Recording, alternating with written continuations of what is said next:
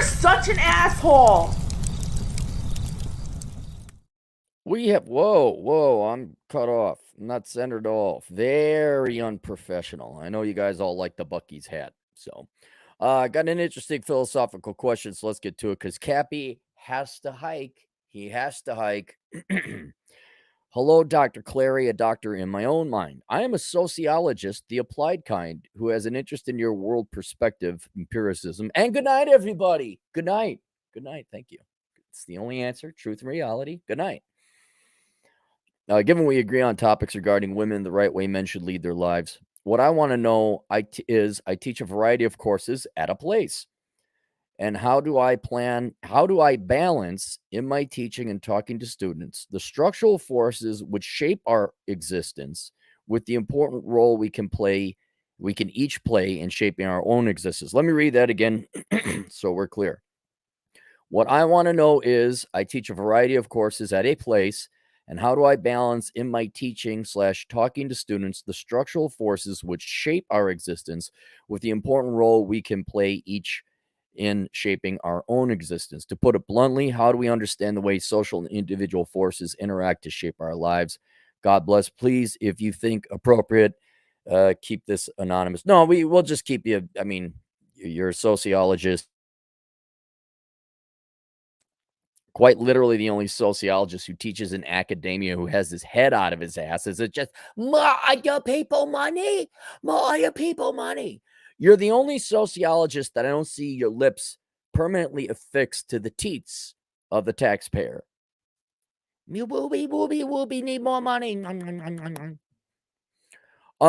So to answer your question on a top-down kind of perspective, and then I got my notes. Let me get my notes. There are my notes.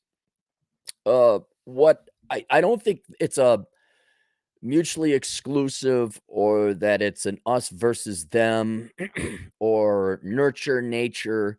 I don't think, I know for a fact empirically it's both. Like if you were to teach, how do you strike a balance between the two? I don't believe there's a balance. I think you just teach both as there is. There isn't, well, if I teach this, it comes at the expense of that. Or how do I? No, you teach both realistically and empirically, saying, look, here are natural forces uh, in the world that you will have to contend with, or if you're a sociologist, you have to account for. And then there is the individual, whether that is the individual student and you're trying to convey wisdom to them, like, and here are the choices you should make that are within the confines and realities of these natural forces that are going to be happening anyway. Or again, in your profession, if you're teaching sociology, I guess it would be your test subjects, humans. What decisions do they make uh, within the context of these societal, natural, environmental forces? And then you put on your glasses. Oh, this is very, you stroke your beard. You go, oh, this is very interesting. Oh, yeah. Oh, did you see that? When we paid them money, the bitches spread their legs and had even more. I don't know why teenage pregnancy. Well, ooh, you know the solution? What? Let me guess. More money. Oh, you're a really good sociologist. Do you have your doctorate?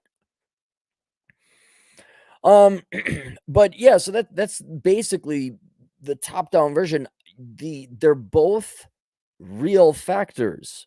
One, which is the environmental reality of all the different systems in the universe that affect the individual, and then there is the individual presumably having agency. That's a big assumption. And what kind of decisions do they make? And so I came here. Let me go. I got to add one because it just dawned on me, because that's a big one. So here are the external factors, the environmental factors, the societal, natural, biological laws that I think are the most determining, that essentially lay down the rules of the game of life. Like these factors, these forces are permanent. They ain't going nowhere. They might change, but they ain't going nowhere. And then the individual is like, okay, what choices do you make to end up playing the game according to these rules? So that's what I'd really kind of liken it to, and maybe use a model for you to teach your classes. Is here are these rules, And here are the choices you can make to play by those rules and whether or not you win the game or not. So the rules of the universe, as it were, kind of summarized them here. Physics, okay, laws of physics. I don't know. Some people think they can fly, and I don't know. Economics, meaning everything of value, the finite resources. The energy is finite, food is finite, calories are finite, money is finite, time is finite. Again, everyone wants to believe in we would like to have infinite everything. That's just not how it is. We have limited resources. How are you going to acquire those resources? And how are you going to, or maybe as a society, not an individual, as a society, how are we going to allocate those resources?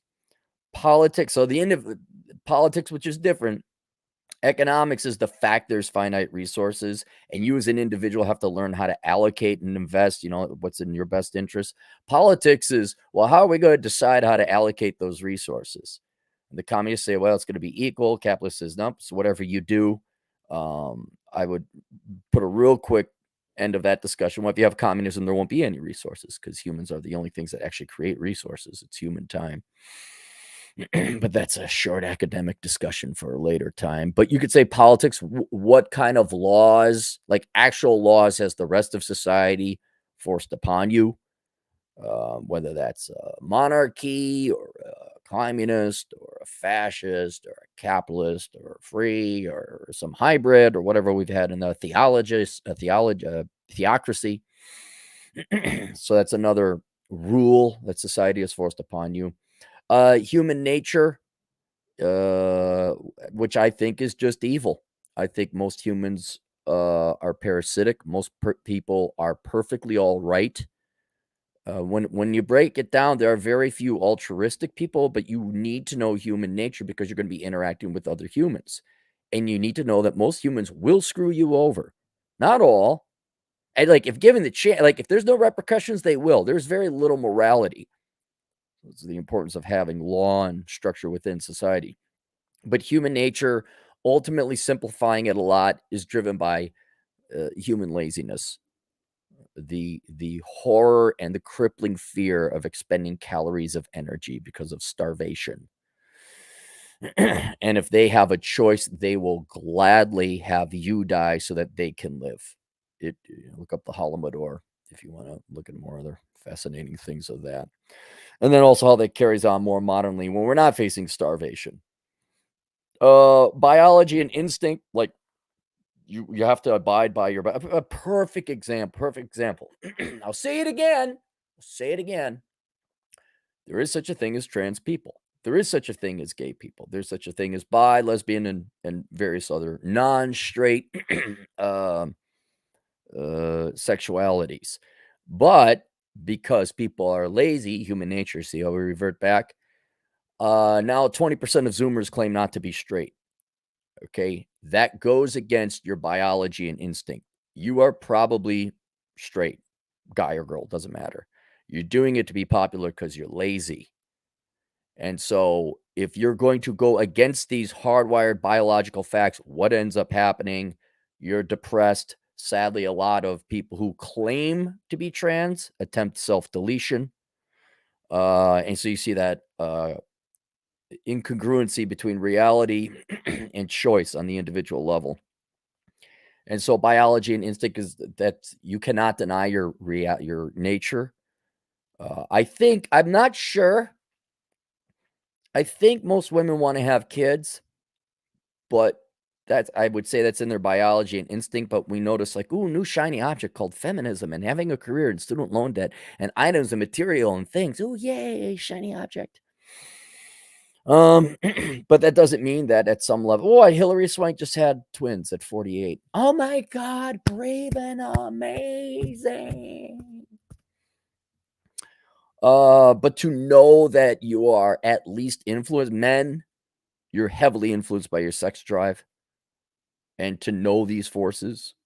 So that's another thing. Like you are your code. There's the new stuff we add on, and there's the CPU, your frontal cortex that processes the information, and that's where your reason and evidence and agency and choice and decision reside. You got a big old backhand brain or behind, rear, behind, whatever, back end brain that has just all these rote rehearsal background operating system that's running, and I would say almost compels you to do certain things.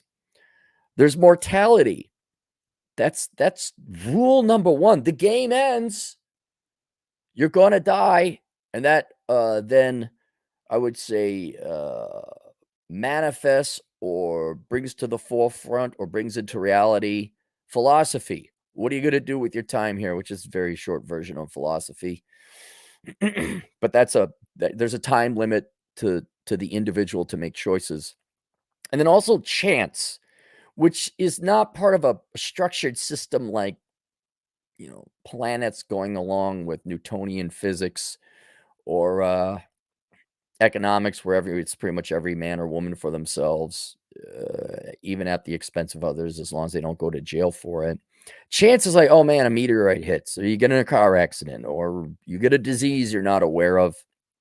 And chance is also a very real factor of the game of life that these people are. So those are the rules that I could come on. These are hard and fast rules. No one can ignore them. But watch Americans try.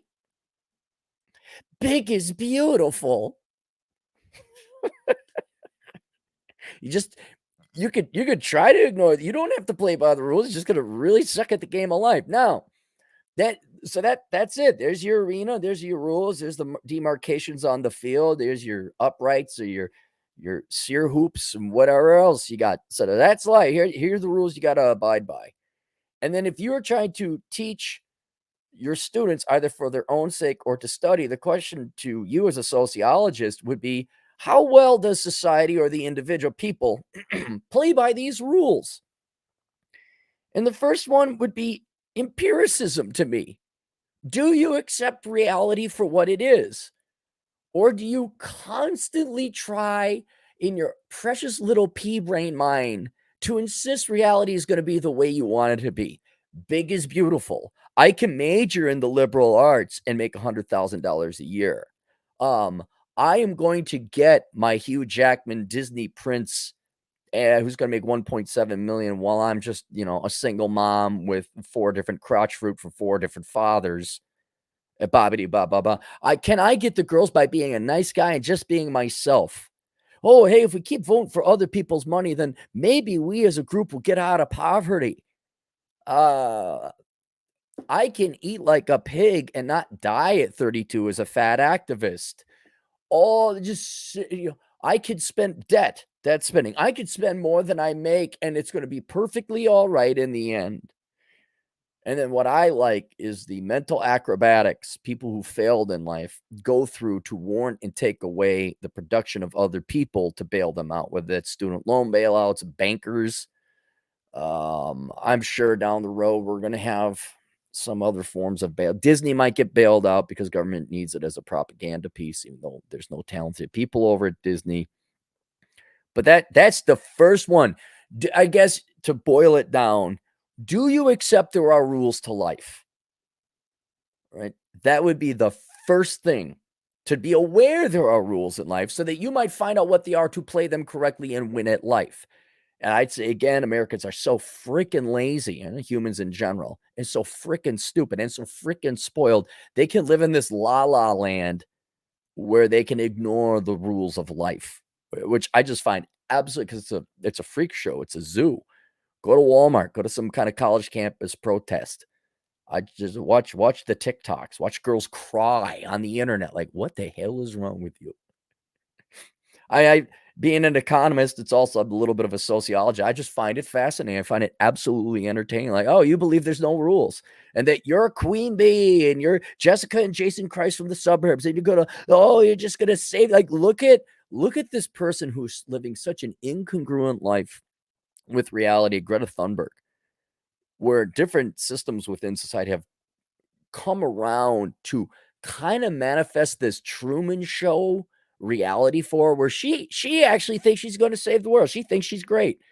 And here it is this is sadly a mortal, finite individual, a sentience, that is just going to piss away her life on banging her head against this wall of saving the world from global warming or whatever else the new thing will be down the road, because that's how she's been conditioned and that's what she's chosen. In reality, it is fascinating watching this mind, if you could call it that, ignore the rules of reality, and then the rest of society, or at least some components of society, sectors of society, try to keep up the lie. It's like, wow, look, you're just torturing this life. And I'd feel bad, except she's an arrogant bitch. So F you, lady. I was like, no, dance, suffer, struggle, be confused for my entertainment. So that's the first thing I would say. Then very closely related is intelligent. Are you going to make intelligent decisions? And I don't mean intelligence of like you have a high IQ. I mean intelligence in critical, independent thought. In the practical, literal use of the word critical thought, not what college and academics like, oh, just hate what all the white people said in the past, ignore reality, postmodernism, yay.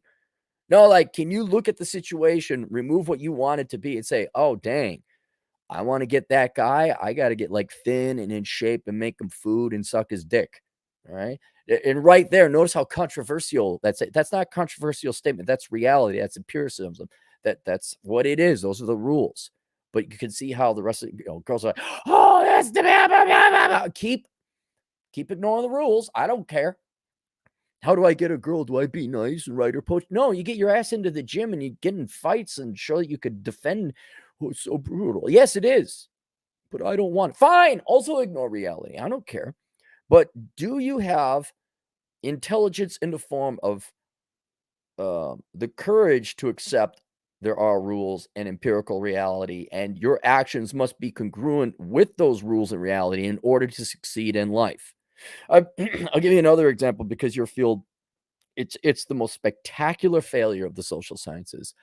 The amount of money at the federal and state and local levels that have gone to help close the various wage, life expectancy, wealth, income gaps between blacks and white is a spectacular failure. Not only in terms of the money that you have thrown at this problem, but I don't know how many billions of human hours. I mean, there's got to be what, 1 million sociologists. They've spent thousands of hours over the decades trying to solve this one problem. The problem would be poverty, but I use the various disparities between black and whites because it's so core. It's such a crown jewel to the social sciences. Not only did you all waste somewhere around, well, not 30 trillion, because that's the welfare state in general. I'd have to go back and reverse the number. Let's say 10 trillion, trying to close these various income and wage gap. All this time you guys have spent on that to fail is the epitomal example of having this critical thought. Like, look, do you actually care about black people or any other group of people? Well, then we got to be empirical to help them out. And after what, 60 years of the Great Society and multiple trillions of dollars and all you're studying, you still haven't closed the gaps? Empirically speaking, you don't give a damn about black people. You don't. You give a damn about your professions and coming up with a solution first that requires no hard work or sacrifice or investment or agency within the black community. You want to be popular. You don't actually want to solve the solution as a group, as a profession. Whereas I would say if you have the actual courage, like you would face a very interesting situation here. If you're a sociologist, you can't come up with any solution outside of more of other people's money. And in the particular case of closing various gaps between one race and another, white race bad, racism, like, no, are you making good decisions? But in either case, if you were to ever come up with an idea or a theory or philosophy outside of that, you would be immediately kicked out of your profession and ostracized and all that, which is why your profession largely fails, because there is no empiricism. You don't go and accept reality and accept these rules. And so I would say that's a perfect example of where for what 6 generations we have lied essentially to the black community about here are the rules you play by. We've given them the wrong rules, and we're shocked that they're not closing the gap. Oh, we just can't figure it out. Same thing with, we could pick any sociological problem you'd like, the wage gap between men and women. Stop majoring in dumb crap, ladies. Whoa, we can't tell them that. It's the patriarchy. Okay, I guess women are going to continue to trail behind men. So it's whether or not you have the courage and the critical thought to ignore what society says and say, nope, here's the empirical reality. And so whether that's on a sociological level, trying to solve nationwide global problems, or whether it's an individual like, well, I'd like to make a lot of money. I guess you're majoring in STEM. Well, I'd like to have a sexy spouse. Well, I guess you're hitting the gym. And therefore putting the effort and work into it. Fighting laziness, anything, all, not some, not most, not many, all of your sociological problems, all of society's problems, except for chance, are because humans are lazy and don't want to work. I just did a video, I think it was the previous video, about 40-year mortgages. And it turns out, like, if you refinance your average 30-year mortgage at $312,000 at current interest rates from a 30-year to a 40-year, you save $100 a month. It shows you how lazy we are as a society, at least here in America, that we are so dumb and so stupid and so lazy that instead of just going and working another shift or another very, very slight and part-time job, or cutting our spending by $100 a month, or, oh, that's right. I was thinking one shift a week. It's one shift a month. Or just spending less than we make, cutting your budget down by $100 a month. There are people who will extend the length of their mortgage for 10 years. It is not patriarchy. It's not evil corporations. It's not capitalism. It's not global warming. It's not all these coping excuses society comes up with. Americans are fat, disgusting, lazy pigs. That's what it is. And if you look at all the problems, particularly if you're talking about in a sociology class, laziness needs to be addressed. Why do women make less than men? Because on whole, women are lazier than men. They choose easier degrees that do not require as much math. Shut up. Do you want to help them out or not? Women also eschew or avoid physically demanding jobs like the trades and all, which also pay more. Shut up. I'm actually trying to close the wage gap here. And so, if anything, that could be a rule unto itself. Humans exist. Are we going to affect the environment around us? We are. Well, then that requires labor. But by taking action, it requires labor. So what I'm starting to get the opinion or view is that 85% of Americans are just like plants. Maybe humans, I don't know. We got to get the conditions where you just have money shoved up your ass. Then do even humans have agency at that point? Because the how do I put it?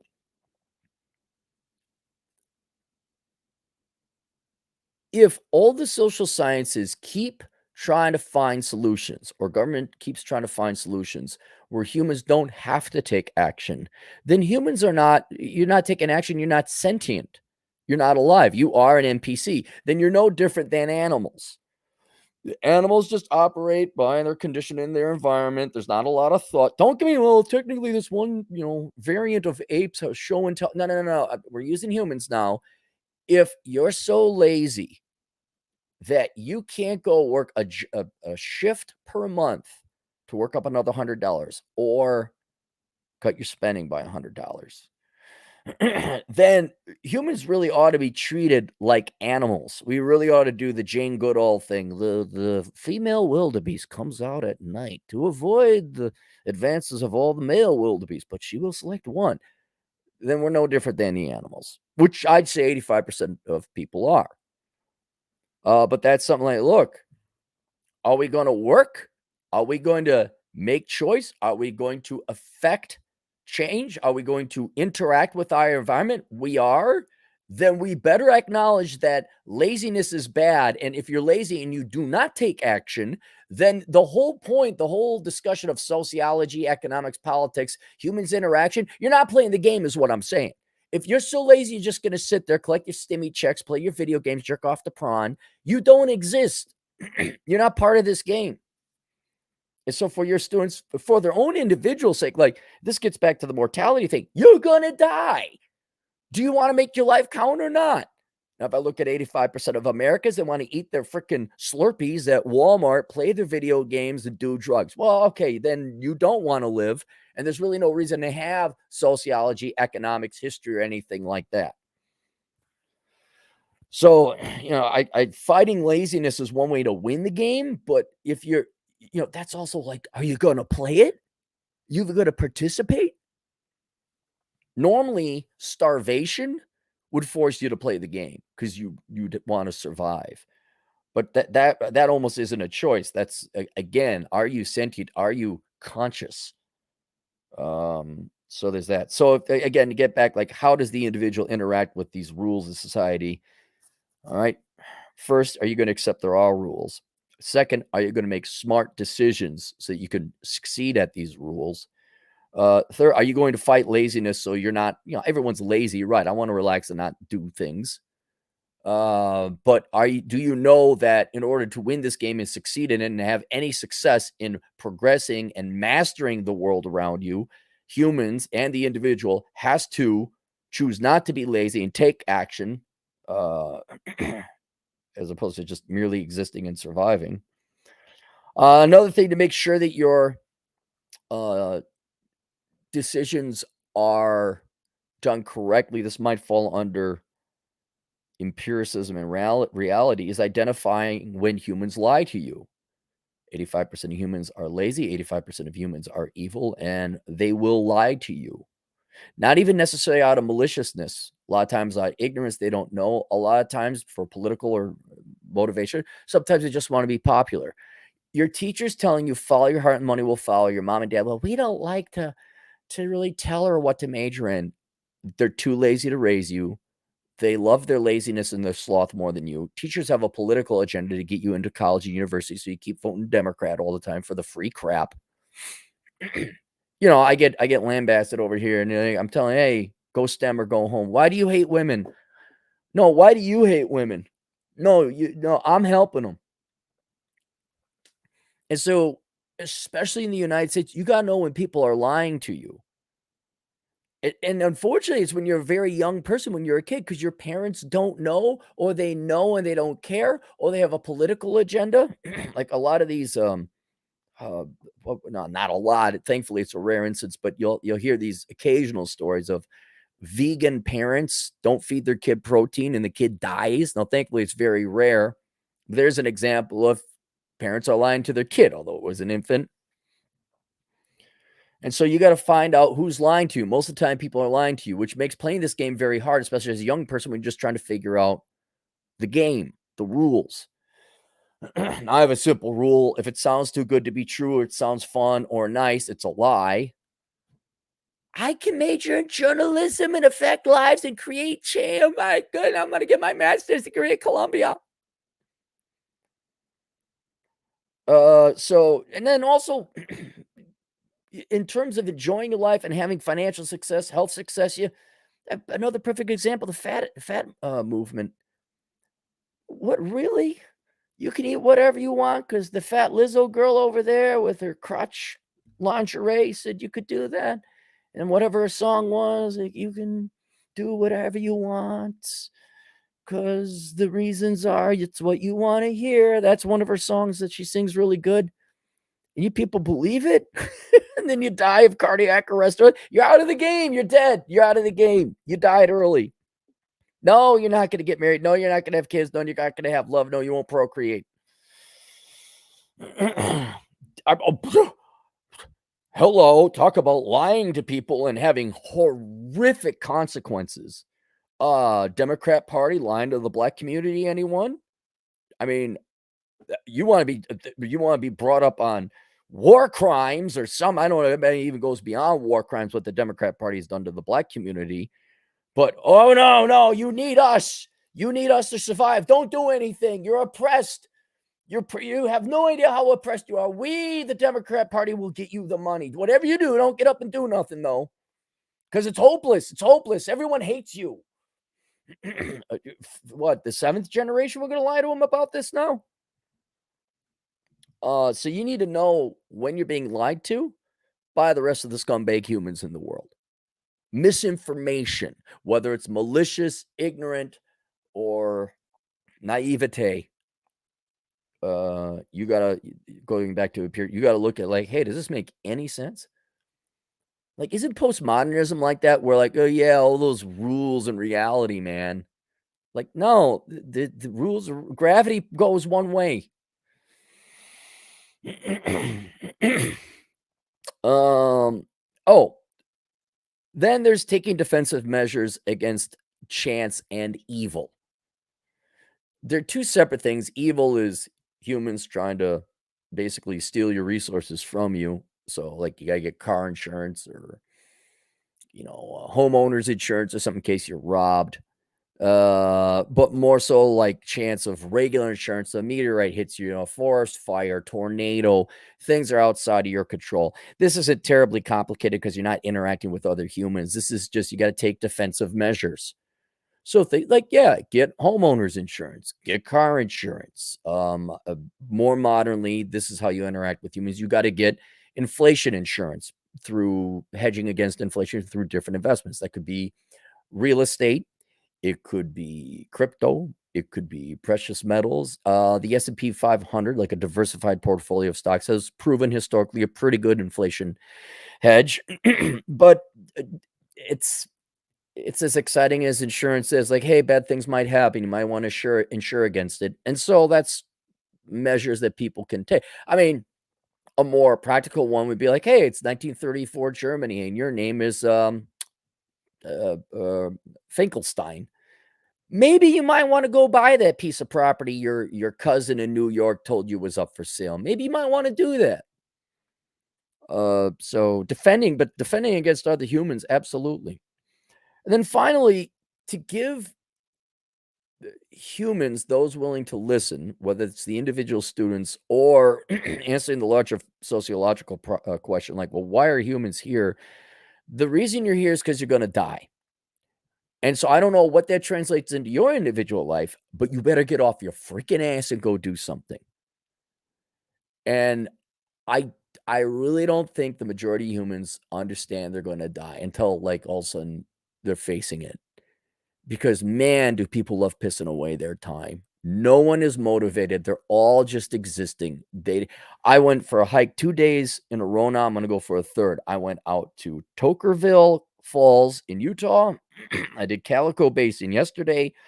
I don't know what I'm gonna do today, but I am gonna go hike. And then tomorrow, when it's in the 80s, I'm gonna go ride my motorcycle. I am like, I don't know how. I don't know how.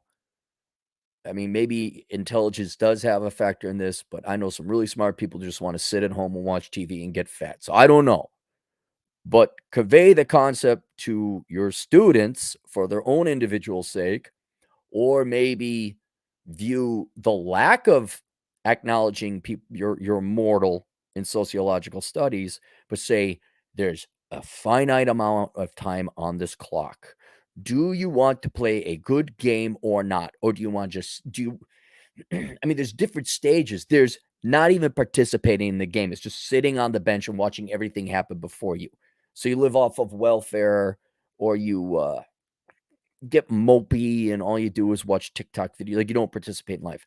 Then there's the half-ass in life where parents force you to go and play the game. Oh, we all got to go to school. And you do it half-ass, and you only play a strategy or a technique or what do they call it? You only play a play that's really easy because your teachers told you can major in political science and save the world. That you're going to work with little kids, and I just want to help with the wheelchairs.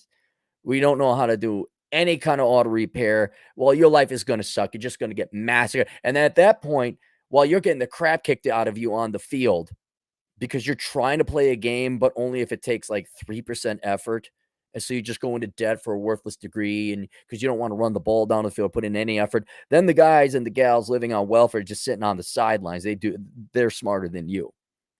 And then there's what I would estimate to be the 15% who get out there like, oh crap, I'm gonna die. I bet. Well, let's go, man. Let's do it. And so I think mortality should be one of the main factors in terms of action the individual is going to take, or should at least be the motivating force for you to take action, good action, so that you don't waste your time and you actually play the game. But yeah, man, I don't know how you're going to convey those concepts to people as a sociologist. Your field is a joke. It is not a real field. Sorry. Maybe you make some money on it, but if surprise, you're teaching in academia, you're not consulting companies, you're not developing products. I mean, maybe it's fascinating. Maybe like 1 or 2 courses could be, passed on, but your field and profession is a joke. And worse, even if there was some intellectual honesty to help your fellow Black American, to help women close the wage gap, to help society in general, it's not there because overall, the sociological industry, profession, study is just socialism and communism and parasitism. It's just how can we get more money from other people? That's it. That's all your stuff. Do not all your studies conclude we need more money from other people? Well, then don't tell me you're a study or like a field or a profession or a field of study is what I'm saying. So you may actually have, like me, I really did love economics. I really did want to increase everyone's standards of living. But the profession you're in is a completely corrupt profession. It's not real. It's not empirical at all. It doesn't follow any of these rules here. All it is a group of people thinking they're coming up with an elaborate plan that no one can see through to get other people's money and associate. Oh, I have a doctorate. I have a PhD. In something that isn't real.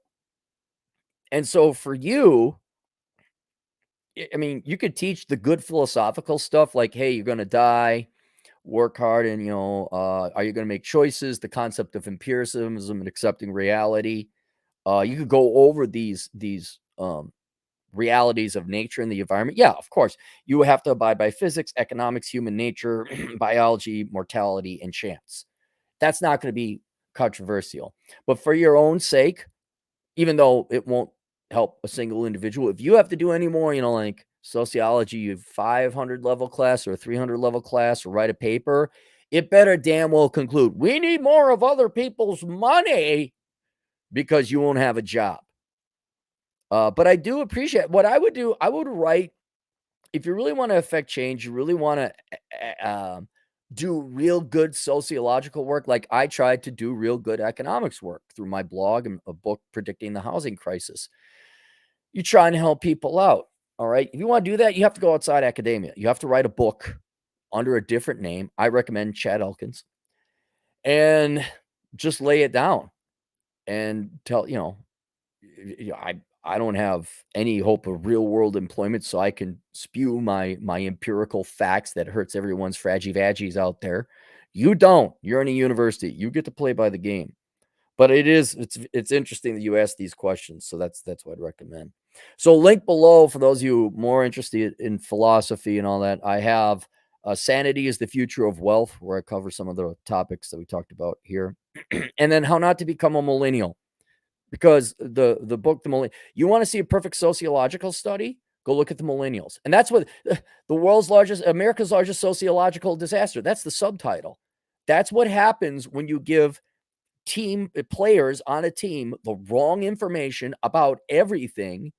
And then they're defaulting to the natural human instincts of laziness and sloth. And there's the result. But, that didn't make I don't think that's in the libraries of the sociology departments at the universities throughout the world. And geez, what do they want? Student loan bailouts, more money. Hey, get off your ass and work. Crazy idea. You're just a capitalist pig. Yeah, because capitalism is reality. Individual interest, terribly sorry. Ooh, there's some deep philosophy for you. All right. 7 Step Survival. Doug, it says subscribe. at 7 Steps Survival to Learn How to Build Your Own House in Montana. $5. I got Sterling Cooper's ebook on, what is that, penis growth enhancement, and I'm now considering a serious industry change. Well, if you want, go ahead. He did increase it by like 1.5 inches, he says. And I believe him. I mean, he is a porn star, retired, but a porn star. Lar, 57, $2, just saying good morning. Good morning, Lar.